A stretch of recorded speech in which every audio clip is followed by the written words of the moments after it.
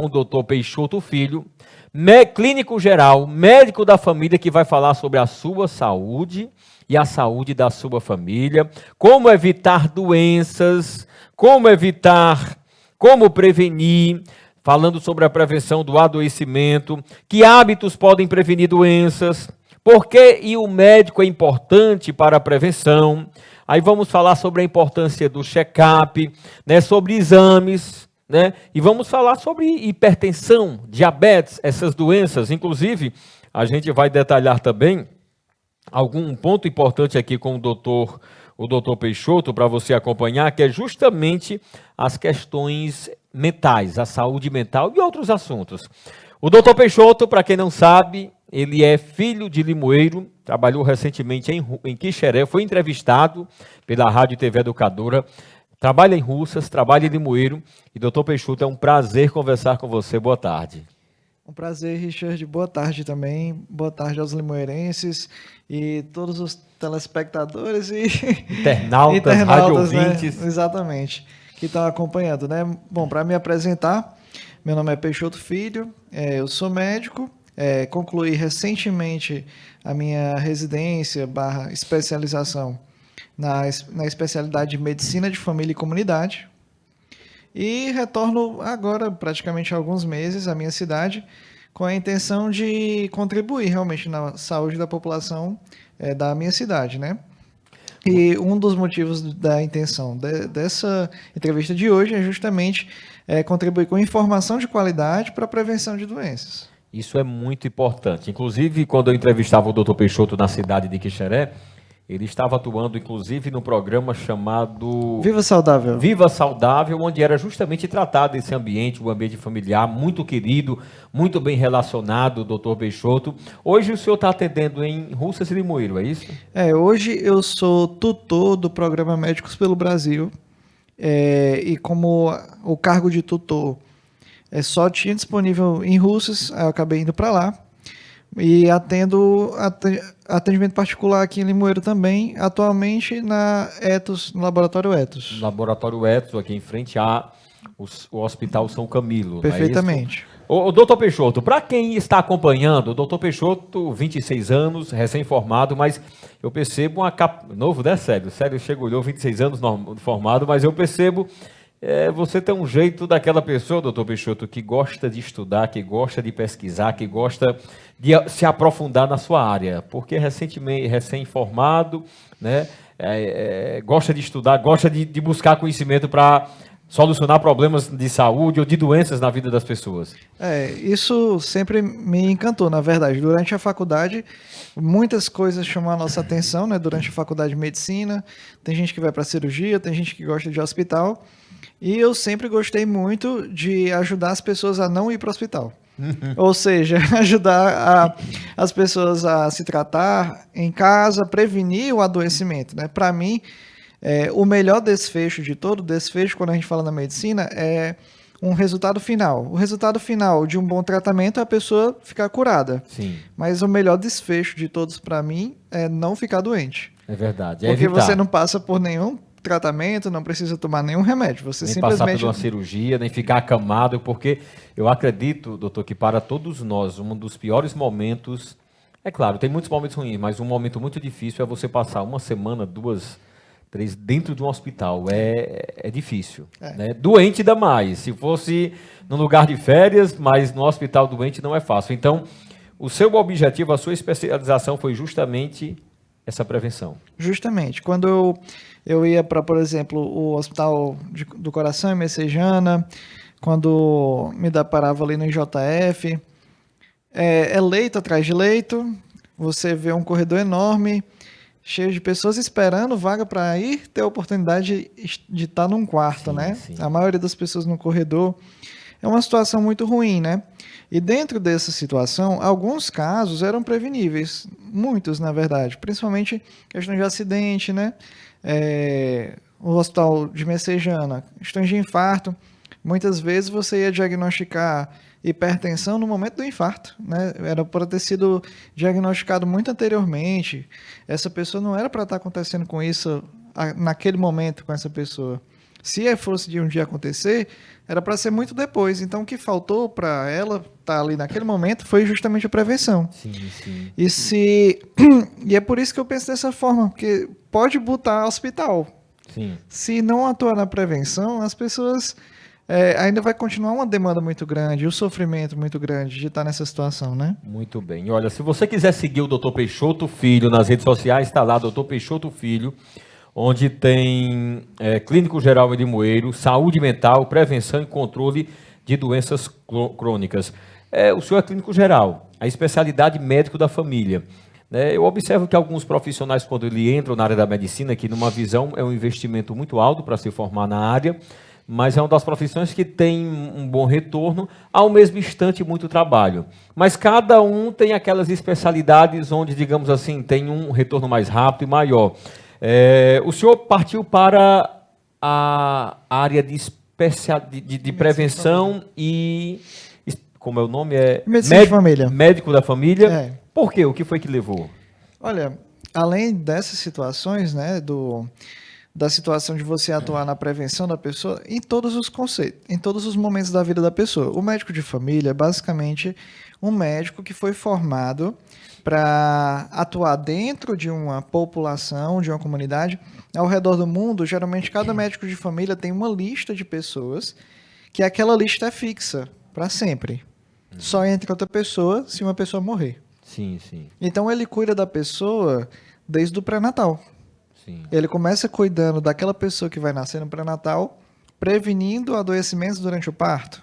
Quando a criança nasce, ele trabalha com amamentação. Tem países assim, tem, doutor? Tem áreas no mundo, no Brasil? Não, já? é para ser assim. É para ser assim, porque eu imagino que o acompanhamento desse, a longevidade, né? Se uma região Justamente. fizesse isso aqui, depois de um tempo, isso mudaria muito. Justamente, mas é exatamente isso que é a medicina de família e comunidade.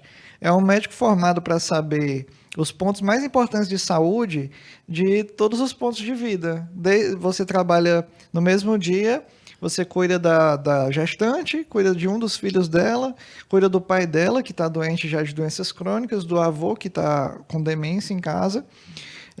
Tendo uma abordagem, ou seja, principalmente das principais doenças que acometem qualquer população.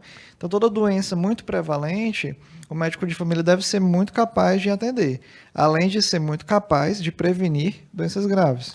O senhor falou sobre prevenção, a prevenção de doenças ou a prevenção do adoecimento, né? A prevenção para não adoecer.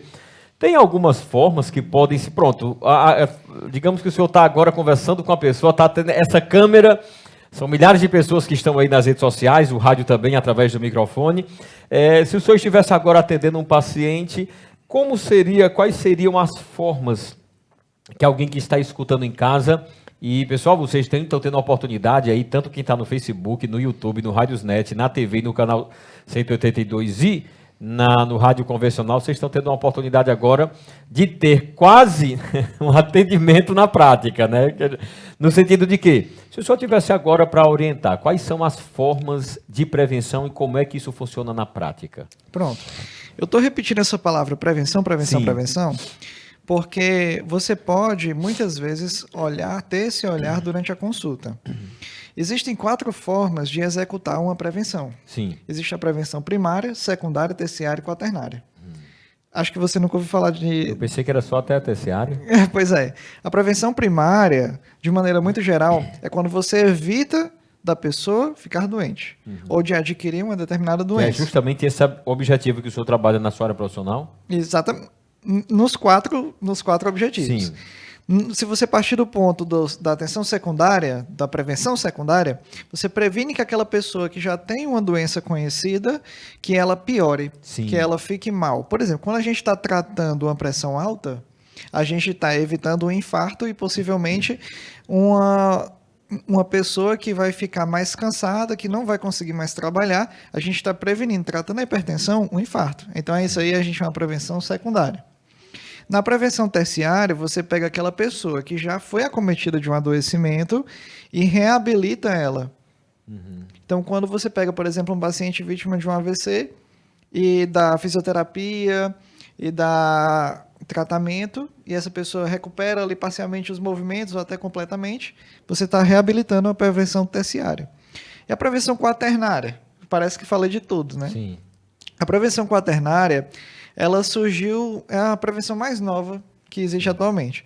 É basicamente você proteger o paciente de medicina demais. Por exemplo, uma história típica que não é exatamente o caso de ninguém, mas digamos que eu tenho uma pessoa de 60 anos que tem pressão alta, aí ele vai no cardiologista, passa um remédio para pressão, aí depois ele tem diabetes, aí vai no endócrino, que passa o remédio para endócrino, aí tem depressão, aí vai no psiquiatra, vai passar o antidepressivo, aí ele tem também uma asma, vai no pneumologista, e vai acumulando medicamento, e nenhum profissional se comunica. Sim. E aí aumenta a chance de você ter ali alguma conduta ou algum medicamento que interfira e acabe prejudicando a pessoa. Isso é muito interessante. Aí você isso acontece. Sim, sim, principalmente quando você tem uma condição muito bem estudada chamada polifarmácia, que é quando o indivíduo usa muitas medicações. Isso é muito estudado na área da geriatria, quando você lida com idosos. Sim. Porque cada remedinho novo na vida desse idoso é um efeito que a gente não tem o total controle, porque o organismo dele não é exatamente o organismo de uma pessoa mais nova. Sim. Então, aumenta a chance de efeitos colaterais de cada medicação nova que entra.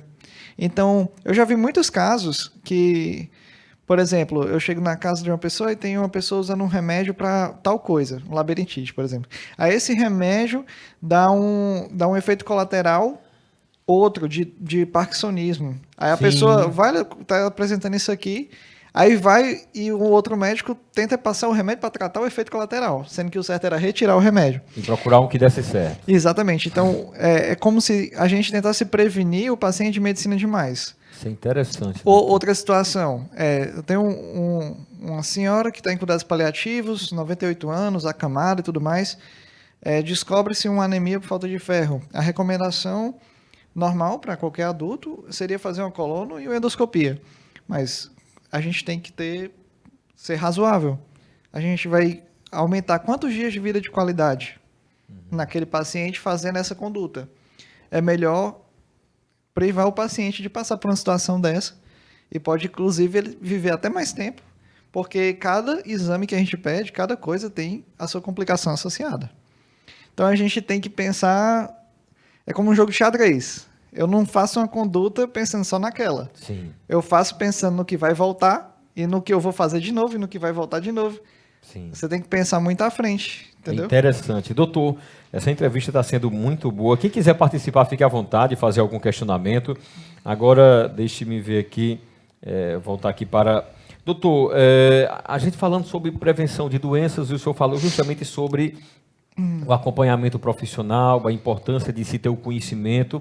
Agora, no caso, quando eu falo estou representando todas as pessoas que muitas vezes vivemos uma vida estressante, né, sedentária, uma vida que não cuida da alimentação, da atividade física. Hoje as pessoas nós estamos naquele estresse de muita informação, de muita correria. E como eu não esperar só pelo médico e posso também a complementar esse trabalho do médico criando bons hábitos. É possível? Que hábitos seriam? Pronto, com certeza, né? Existe até são principalmente dois grandes hábitos positivos, que hábito positivo é aquele que você não tem e decide fazer, né? Que é a questão da alimentação saudável. Existe até um guia nutricional da alimentação saudável do brasileiro, tá certo? E lá você vai ver questões de ingestão correta de alimentos como verduras, como carnes, como gordura, que tipo de gorduras utilizar, que tipo de gorduras evitar, sobre a importância de diminuir a ingestão de açúcares simples, como açúcar comum, açúcar cristal, que é o mesmo, do ponto de vista biológico, do mesmo jeito do mascavo, do demerara, vai atuar da mesma forma. Diminuir o consumo de sal, porque o consumo de sal exagerado está relacionado ao aumento da pressão. E, além disso, como você bem falou, um indivíduo como eu, sedentário, né? Então, o exercício físico, ele é recomendado praticamente para todas as pessoas. Praticamente, assim, até mesmo quem tem muitas comorbidades, vale a pena fazer exercício, porque o exercício físico, ele protege de várias doenças, aquelas que vão nos matar, como as doenças cardiovasculares, previne de infarto, previne de AVC, previne de hipertensão, até em alguns casos trata, pressão alta, como também ajuda em questões de qualidade de vida, como diminui a dispneia do sedentarismo, né, que é a falta de ar quando você faz qualquer coisinha. Às vezes o rapaz não quer dizer, mas ele tem uma falta de ar até quando vai ter uma relação sexual com a esposa. Sim. E aí ele pensa que isso é normal. Mas se ele fazendo atividade física, pode melhorar isso também. Sim, Né? é verdade. E além de prevenir dores, né? Porque dores são situações de adoecimento. Se você faz uma coisa para evitar dores, é uma coisa boa, né?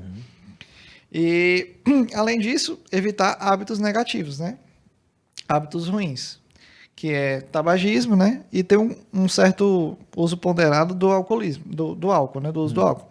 Existe um uso de álcool seguro, que é uma dose muito pequena. É o equivalente ali a meia latinha de cerveja, uma lata. Mas e evitar o consumo exagerado. E o tabagismo já não tem consumo seguro. É evitar qualquer uso de cigarro. E se você fuma, procura uma pessoa que lhe ajude a tentar parar, né? Diminuir. Tem vários modelos de tentar diminuir hábitos negativos, hábitos ruins, né? Isso é muito interessante, doutor. E isso é muito interessante o que o senhor está passando aqui, porque... Aí eu falei, doutor, nós falamos justamente sobre como eu posso me cuidar. Mas aí, nesse eu posso me cuidar, tem pessoas que podem dizer assim, rapaz, eu posso me cuidar, vou cuidar da minha saúde, eu não preciso ir ao médico. Né? Eu não preciso ir não, porque eu estou bem, eu não estou tendo nenhum problema. Qual é a opinião do senhor diante desta visão? Olha... O médico, ele não vai fazer nada de mal para a pessoa, né? Se ele for... Sim. Quando a gente fala de consulta, é isso que acontece. A pessoa vai no consultório consultar o médico.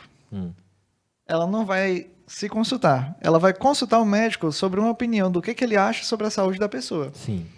E aí, nessa consultoria que o médico presta para a pessoa, ele diz, olha... tem isso que você deve fazer que é recomendado para a sua saúde ou não. Por exemplo, nessa consulta, você chega lá, por exemplo, e diz assim, doutor, eu não estou sentindo nada, eu vim aqui fazer um check-up. Check-up é justamente tudo que a gente faz para pessoas que não estão sentindo sintomas daquilo. Por exemplo, aferir a pressão é um ato de check-up. Quantas vezes eu tenho que aferir a pressão no ano? Se eu tiver 18 anos, uma vez no ano tá bom. Sim. Para que eu estou fazendo isso? Para que eu possa diagnosticar precocemente um episódio de pressão alta. Medir a glicemia. Para quem que é recomendado? Eu preciso, todo mundo deve medir a glicemia, todas as pessoas, até crianças.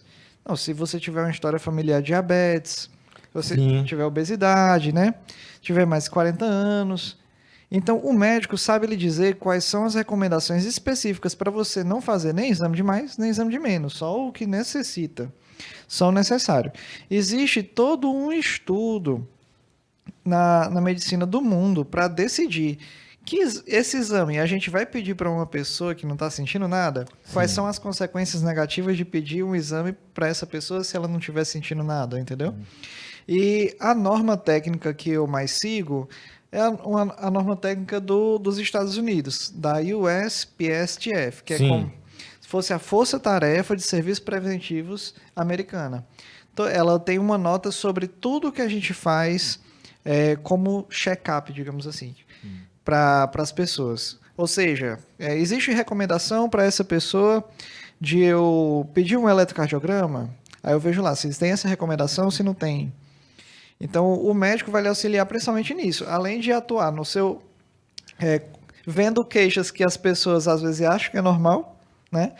Como também, olha, vamos direcionar aqui, para você o check-up seria ideal esses exames aqui, esse aqui por conta disso, esse aqui para ver se tem anemia, esse aqui para ver como é que está a função dos rins, porque você é obeso e aí precisa ver como é que está a função dos rins.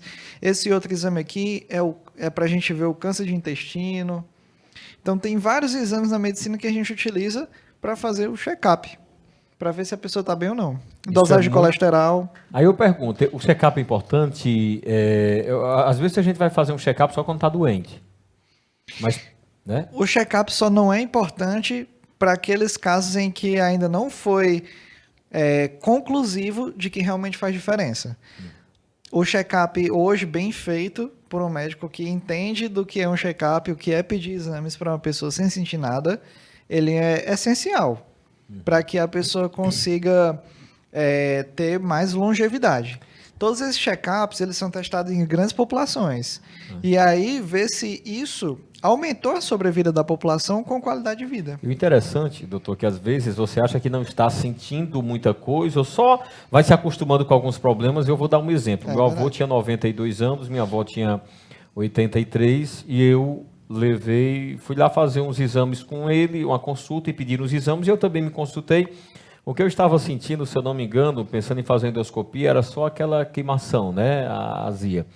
E foi pedido os exames. Aí eu resolvi fazer, eu sempre pratiquei atividade física, mas tinha feito uma cirurgia, tinha quase um sedentário, mesmo magro, né? E o que foi que aconteceu quando o médico viu os meus exames, do saudável, com 30 e poucos anos na época, e disse, quando olhou da minha avó estava bom, do meu avô estava muito bom, e quando olhou o meu, disse, olha, a sua situação está ruim.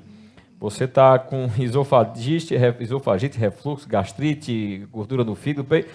Aí eu disse assim, doutor, pare que por menos da gente já morreu com isso aí. Então, eu disse, rapaz, a pessoa, eu não imaginava, nunca tinha feito um check-up, nunca imaginava que você atleta, tem um histórico de atleta, nunca pensei que aí de repente aconteceu isso. Então, assim, a importância de você estar sempre cuidando, fazendo uma consulta, procurando um médico.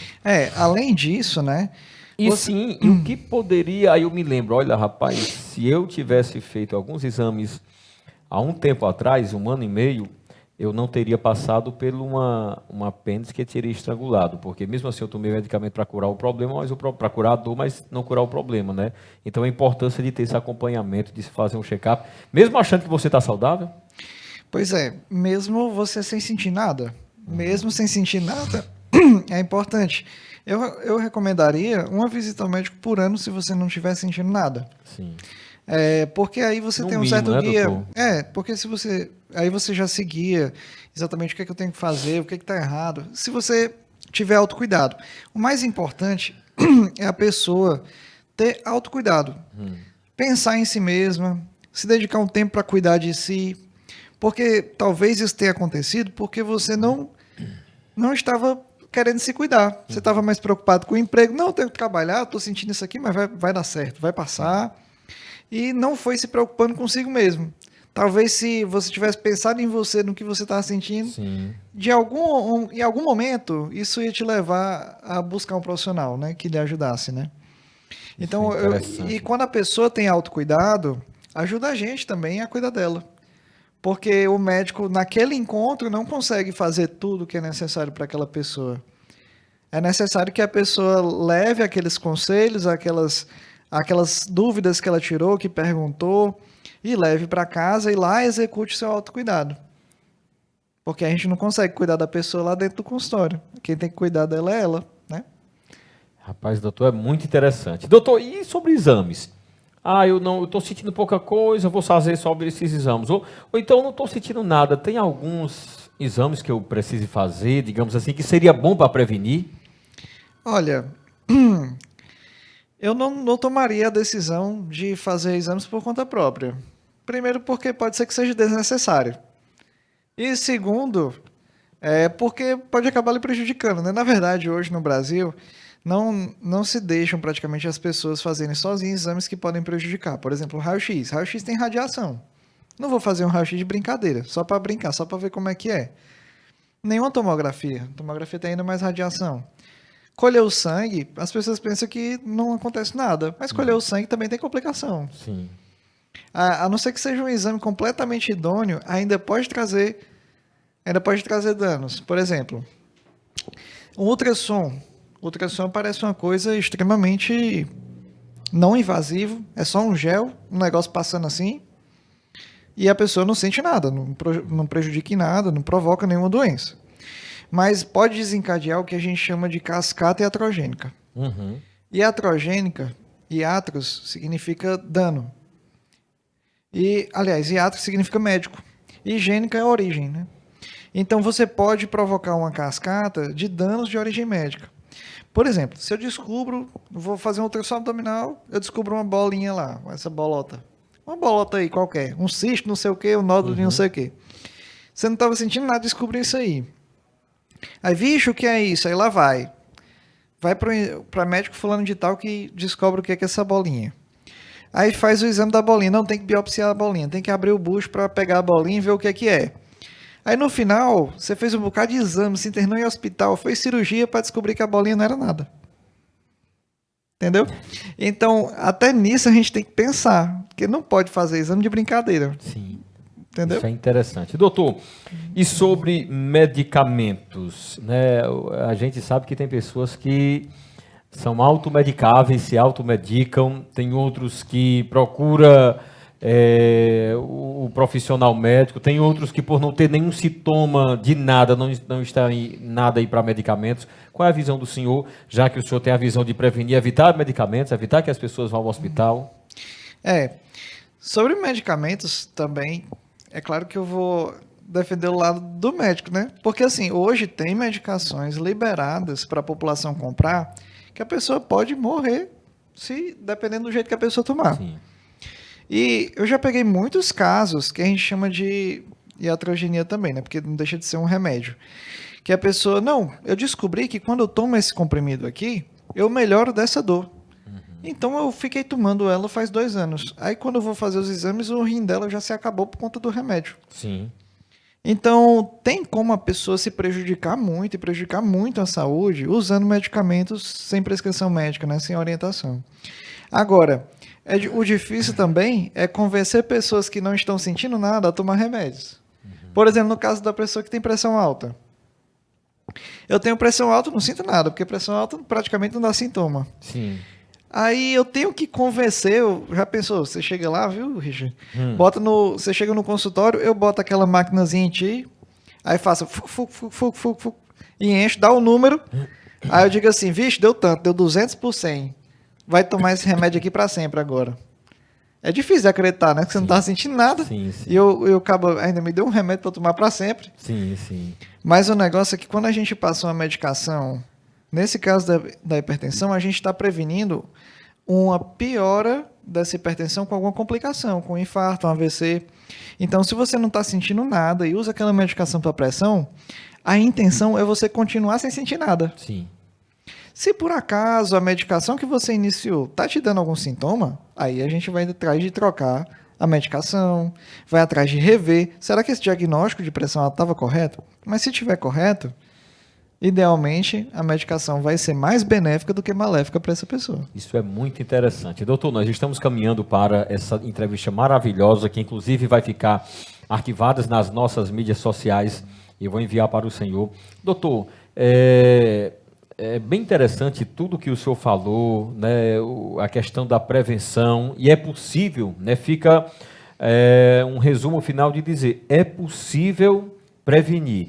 É possível evitar ir ao hospital. É possível, se for ao hospital, ter um equilíbrio na medicação. Agora, é muito importante que se procure realmente profissionais que possam ter esse alinhamento, como o senhor colocou. Com certeza, né? Não é à toa que existe uma especialidade a respeito disso, né? Quando a medicina é aplicada de maneira ótima, ela é baseada em evidências, baseada em estudos, né? Estudos bem feitos. Quando você aplica a medicina dessa forma, o resultado é muito bom. E é isso que a gente tenta levar para as pessoas. Porque a gente vê no dia a dia as pessoas tendo AVC, infarto, e muitas vezes, não todas, né? Mas muitas vezes, uma atitude de prevenção que já existe recomendação teria impactado a vida daquela pessoa. Sim. Teria evitado aquele AVC, teria evitado aquele infarto, né? Isso é muito importante. Doutor, o Adailton Carneiro mandando um abraço. O professor Juarez, parabéns pela entrevista. Eu acredito que foi seu professor Com Juarez certeza. De matemática. Um abraço, meu Juarez. Fazia aquele círculo ali de costas, né? Professor Juarez, um abraço bem forte. Nós temos aqui, rapaz, dezenas de pessoas acompanhando pelo YouTube, como também no Facebook. O Facebook é Urineide Moreira, mandando um abraço. Maria Diógenes, Ivaneide Fernandes, Antônio Filho, a Francirene, o Regivaldo Bessa. E a Loura Frios está dizendo, boa tarde, Richard Leitão, esse menino vale ouro. Minha mãe. É sua mãe? Ô, a senhora tem um filho maravilhoso mesmo, muito obrigado. E eu quero somente te agradecer, olha, foi de muita contribuição para os nossos internautas, ouvintes, telespectadores, aqui no Jornal da Educadora. Essa vai ser a primeira de outras que virão, doutor. Você já está convidado para outra oportunidade a gente falar. E só repetindo, onde o senhor atende aqui no Vale do Jaguaribe? Por enquanto, eu atendo apenas na Etos, né, do Laboratório Etos, que fica em frente ao Hospital São Camilo. Para a gente fechar, doutor. E em Russas, não é isso que tem um acompanhamento através do Médicos Pelo Brasil. Eu observei uma coisa no senhor, e acredito que isso aí é da sua essência. Eu me lembro que há muito tempo atrás, eu estava começando no rádio, tinha um médico, se eu não me engano, o doutor Rui, aqui em Limoeiro, e as pessoas diziam assim, rapaz, quando eu vou me consultar com ele, tem horas que eu não preciso mais nem de medicamento, só pela atenção, uma chamada anamnésia, né, que é feita, é isso, doutor? A anamnésia é a conversa, mas é a conversa, né? A conversa, o atendimento, a forma dele perguntar, e aquele atendimento. E isso é muito interessante. Nós estamos vendo hoje, eu não quero aqui entrar, alguns falam, a medicina tem uma parte que é muito capitalista, tem médicos que se sobrecarregam em plantões e não tem aquele atendimento, é muito rápido. E eu percebo assim, essa visão que o senhor tem, o senhor demonstra ser muito humano, muito sensível às pessoas, aos problemas, e a gente percebe que em alguns momentos isso na medicina seria necessário ser reparado, né? Ser reparado. E eu observo que o senhor tem essa forma de conversar, de atender, vir lá em Quixeré naquele momento. Aí alguém pode dizer, porque é novo, está começando, mas eu percebo que o senhor já tem uma história de estudo, de pesquisas. Né? Isso é muito bom, doutor, esse atendimento, essa acolhida. Eu considero essa parte, né? Essa parte de humanização, como as pessoas gostam de dizer, como parte do trabalho. Sim. Se eu tenho que atender a pessoa e ela tem que sair de lá tendo satisfeito, que na medicina de família a gente valoriza muito o vínculo. É muito importante que a pessoa tenha um vínculo com o médico, porque se ela não confia naquele médico, ela não vai executar os tratamentos necessários, não vai ouvir as coisas que eu vou dizer. Sim, sim. Então é importante que a gente considere as pessoas como um todo, né? Sim. As pessoas estão inseridas nas suas famílias, elas têm suas fé, elas têm suas culturas, suas crenças, né? E a gente tem que valorizar a pessoa como um todo. Quando a pessoa chega para mim, não é uma doença, é uma pessoa. Sim. Essa pessoa tem uma doença. E aí, como que essa doença impacta? É um ser humano que precisa ser cuidado e cuidado com acolhida também. Eu vou dar um exemplo simples. Se a gente for avaliar a medicina em números, quando a glicemia de jejum está acima de 300, é indicado usar insulina. Eu consultei um paciente que ele trabalhava cortando madeira no meio do mato. Ele ficava acampando por 11 a 15 dias no meio do mato. Então não tinha como ele conservar a insulina nem fazer o uso de maneira correta. Então a gente tem que buscar outros meios. Sim. Se eu olhasse só para o número e prescrevesse essa medicação, eu não ia fazer nada. Conversando, perguntando, eu tenho que entender como é que é a vida. Construindo um relacionamento. Exatamente. Tenho que entender como é que é a vida dessa pessoa. Mas isso demora, doutor, e sendo numa visão particular, você perde de ter um retorno maior financeiro, qual sua faculdade foi e sua especialização um alto investimento. Não, mas não existe medicina sem isso na minha visão, né? Isso é muito bom. Não doutor. tem como você executar de maneira total. Fica pela metade. Isso. Porque não tem medicina sem a pessoa. Isso. Né? Você faz a medicina, tá ali para servir. Eu considero a medicina um instrumento, uma ferramenta. Mas eu tenho outras ferramentas que eu utilizo. Minha habilidade de comunicação, saber comunicar para a pessoa aquilo que eu estou fazendo, né? Saber tratar bem a pessoa, né? Eu considero isso como o normal, o natural. Muito bem. Meu querido, eu quero te agradecer, que Deus possa estar te abençoando. Loura é uma pessoa de ouro mesmo. A gente se sente bem na presença do Dr. Peixoto. Imagine os pacientes também. E nós estamos à disposição. Nós precisamos de profissionais da área da medicina dessa forma, com essa visão, com essa cultura. E muito obrigado, meu querido. Eu que agradeço, viu, Richard? Olha, Robert Gilson Silva, depois dessa conversa maravilhosa, está chegando para trazer a retrospectiva